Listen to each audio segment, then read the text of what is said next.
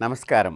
Big TV ప్రేక్షకులందరికీ కూడా దసరా శుభాకాంక్షలతో మనం శ్రీదేవి వైభవం అనేటువంటి విషయాల గురించి తెలుసుకునే ప్రయత్నం చేద్దాం.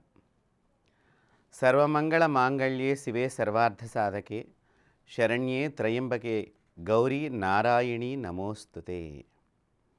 అమ్మవారి యొక్క నవరాత్రులు పురస్కరించుకుని మనం అమ్మవారికి సంబంధించినటువంటి ఒక్కొక్క రోజు ఒక్కొక్క అలంకారము అమ్మవారిని మనం చేసుకుంటూ అమ్మవారి ఏ రోజున ఏ అలంకారంగా దర్శనమిస్తుందో దాని విశిష్టతని తెలుసుకోవటమే ఈ దేవి వైభవం యొక్క విశేషత.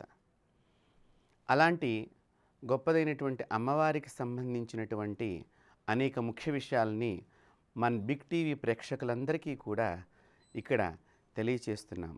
ఇప్పుడు మనం ఈ దేవీ వైభవంలో ఏ రోజు ఏ అమ్మవారికి ఏ విధమైనటువంటి వస్త్రధారణ, ఏ రకమైనటువంటి పుష్పాలతో పూజ చేస్తే ఆ అమ్మవారి అనుగ్రహానికి మనం పాత్రలమవుతాము, అలాగే అమ్మవారిని ఏ విధంగా పూజించాలి అనేటువంటి విషయాలన్నింటినీ కూడా తెలుసుకుందాం.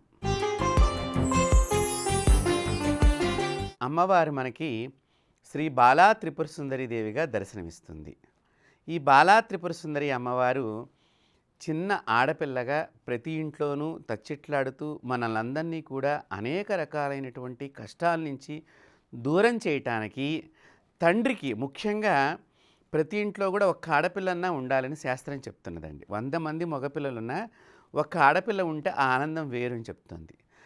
అసలు నిజంగా చెప్పాలి అంటే శాస్త్ర ప్రకారమే కాదు, ఏ ఇంట్లో ఆడపిల్ల ఉంటుందో ఆ ఇల్లు ఎప్పుడూ కూడా కళకళలాడుతూ ఆనందంగా ఉంటుంది.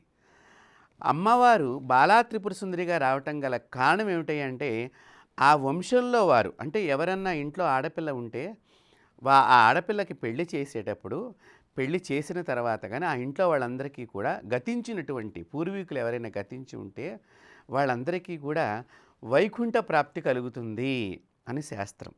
అంటే చూడండి, ఒక్క ఆడపిల్ల ఇంట్లో ఉంటే ఎంతమందికి పుణ్యాన్ని ప్రసాదిస్తుందో.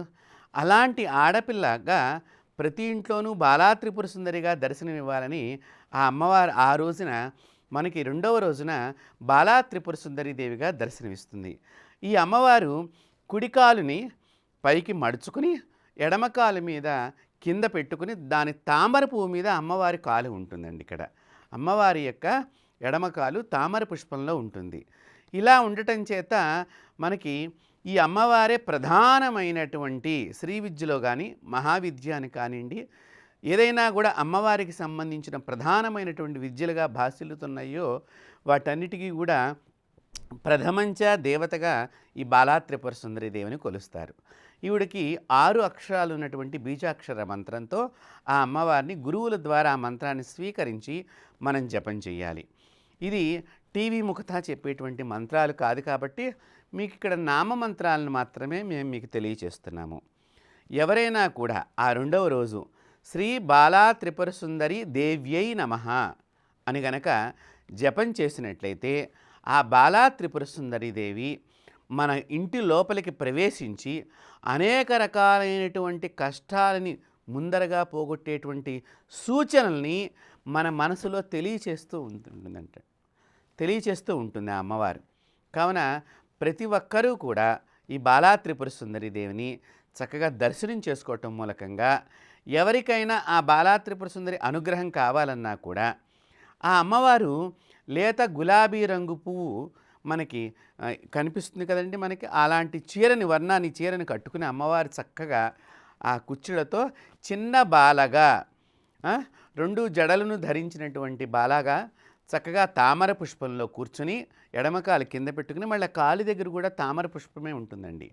తామర పుష్పము అమ్మవారికి చాలా ప్రీతికరమైంది.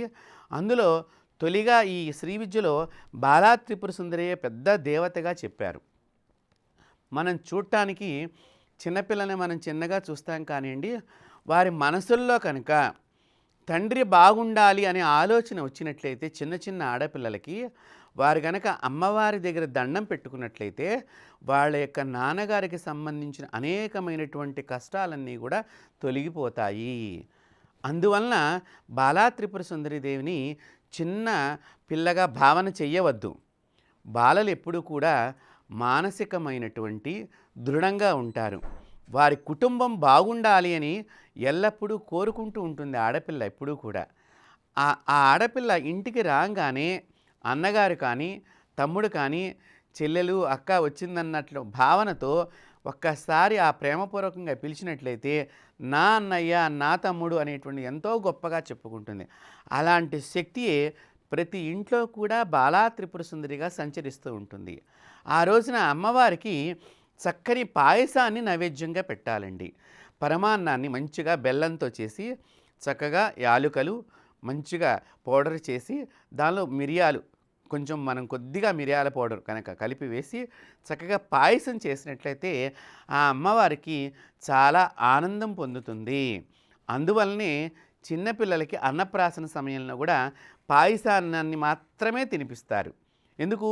బాలాశక్తితో కూడుకున్నటువంటి పిల్లల కింద.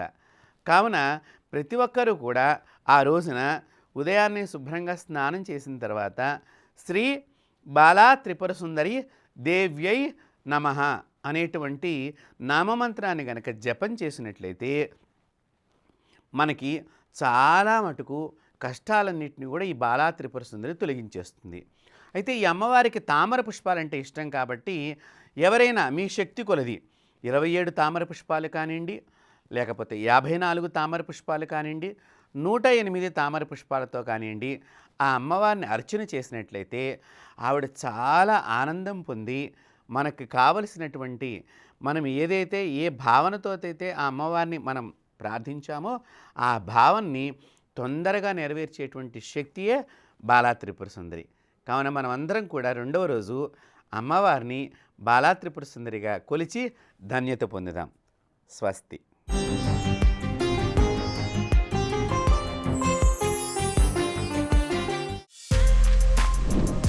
For more videos like this, subscribe Big TV channel.